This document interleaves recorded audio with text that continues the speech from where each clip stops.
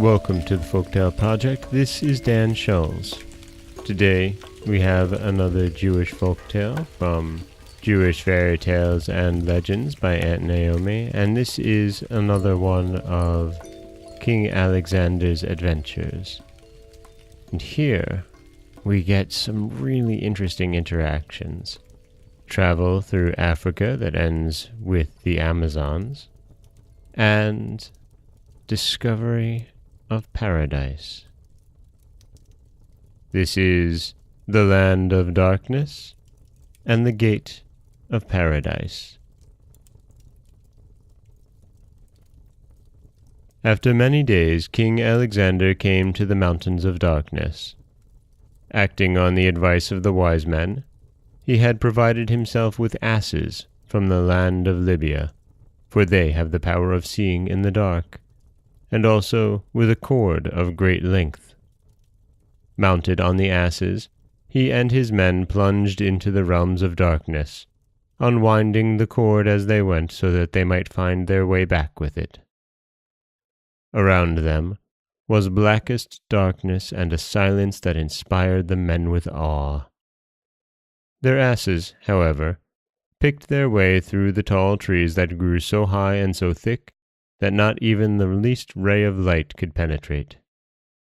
How many days they traveled thus they knew not, for day and night were alike. The men slept when they were tired, ate when they were hungry, and trusted to the asses and the cord. At last, when they emerged into the light, they were almost blinded by the sun, and it was some time before they could see properly. Then, to their great astonishment, they found that there were no men in the land, only women, tall and finely proportioned, clothed in skins and armed with bows and arrows. "Who are ye?" asked Alexander. "We are the Amazons, women who are skilled in war and in the art of hunting," they answered. "Lead me to your queen," commanded Alexander, "and bid her surrender, for I am Alexander the Great of Macedon, and conqueror of the world. I fight not by night, for I scorn to steal victories in the dark, and my men are armed with magic spears of gold and silver, and are therefore invincible." The queen of the Amazons appeared before him, a beautiful woman with long raven hair. "Greeting to thee, mighty warrior," she said. "Hast thou come to slay women?" "Perchance it is you who will triumph over me," replied Alexander. The queen of the Amazons smiled. "Then shall it be said of thee," she replied, "that thou wert a valiant warrior who conquered the world, but was himself conquered by women? Is that to be your message to history?" King Alexander was a man of learning and of wisdom, as well as a great soldier. But the words of the queen of the Amazons were such that he could not answer. He bowed low before the queen, and with a gesture indicated that he had naught to say. "Then it is to be peace," said the queen. "At least before thy return, let me prepare for thee a banquet." In a hut made of logs and decorated with skins, a rough wooden table was placed before Alexander, and on it was laid a loaf of gold. "Do you eat bread of gold?" asked the king, much surprised. "Nay," replied the queen. "We are women of simple tastes, but thou art a mighty king.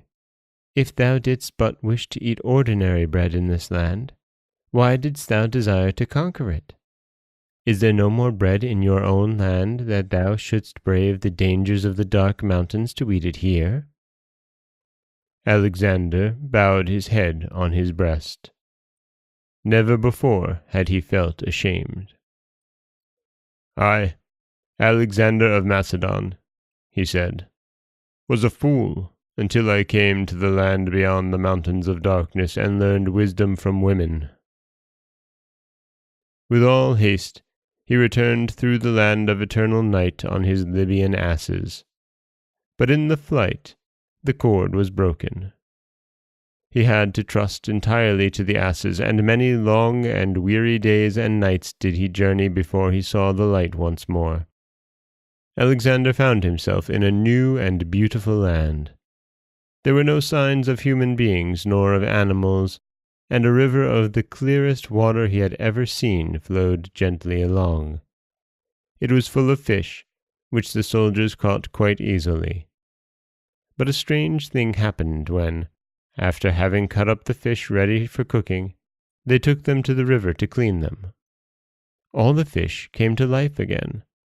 The pieces joined together and darted away in the water. At first, Alexander would not believe this, but after he had made an experiment himself, he said, "Let all who are wounded bathe in this river, for surely it will cure every ill. This must be the river of life, which flows from paradise." He determined to follow the stream to its source and find the Garden of Eden.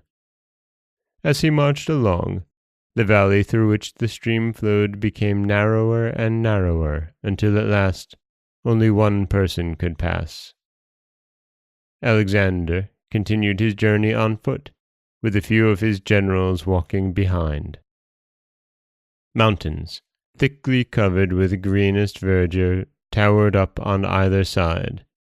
The silent river narrowed until it was a mere streak of silver flowing gently along, and there was a delicious odor in the air. At length, where the mountains met on either side, Alexander's path was barred by a great wall of rock. From a tiny fissure the river of life trickled forth, and beside it was a door of gold, beautifully ornamented. Before this door, Alexander paused. Then, drawing his sword, he struck the gate of paradise with the hilt.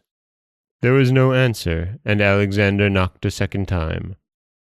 Again, there was no reply, and a third time Alexander knocked with some impatience.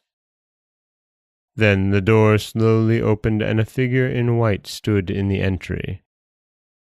In its hand it held a skull, made of gold with eyes of rubies.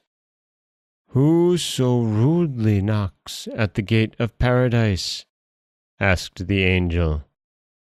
"I, Alexander the Great of Macedon, the conqueror of the world," answered Alexander proudly. "I demand admittance to paradise." "Hast thou brought peace to the whole world, that thou sayest thou art its conqueror?" demanded the angel. Alexander made no answer. "Only the righteous who bring peace to mankind may enter paradise alive," said the angel gently. Alexander hung his head abashed. Then, in a voice broken with emotion, he begged that at least he should be given a memento of his visit. The angel handed him the skull, saying, "Take this and ponder over its meaning." The angel vanished, and the golden door closed. The skull was so heavy that with all his great strength Alexander could scarcely carry it. When he placed it in a balance to ascertain its weight, he found that it was heavier than all his treasures. None of his wise men could explain this mystery, and so Alexander sought out a Jew among his soldiers, one who had been a student with the rabbis. Taking a handful of earth, the Jew placed it over the eyes, and the skull was then as light as air. "The meaning is plain," said the Jew. "Not until the human eye is covered with earth in the grave is it satisfied. Not until after death can man hope to enter paradise." Alexander was anxious to hasten away from that strange region, but many of his soldiers declared that they would settle down by the banks of the river of life. Next morning, however, the river had vanished. Where all had been beautiful was now only a desolate plain, bounded by bare, rocky mountains reaching to the clouds. With heavy hearts, Alexander's men began their march back. That is the Land of Darkness and the Gate of Paradise, the second in King Alexander's adventures captured by Aunt Naomi in Jewish fairy tales and legends. I really enjoy this chapter of the tale, particularly the interactions between King Alexander and the Queen of the Amazons. I mean, every bit of this interaction is just lovely. This is Dan Scholes for the Folktale Project. Don't forget that you can subscribe to the podcast on Apple Podcasts, Stitcher, Google Play, Overcast, anywhere you like to get your podcasts. You can follow us on Twitter at Folktale Project. You can find us on Auto Radio, TuneIn Radio, iHeartRadio, Spotify, anywhere you like to listen. And you can always head over to folktaleproject.com, where you'll find a new story waiting for you every Monday, Wednesday, and Friday.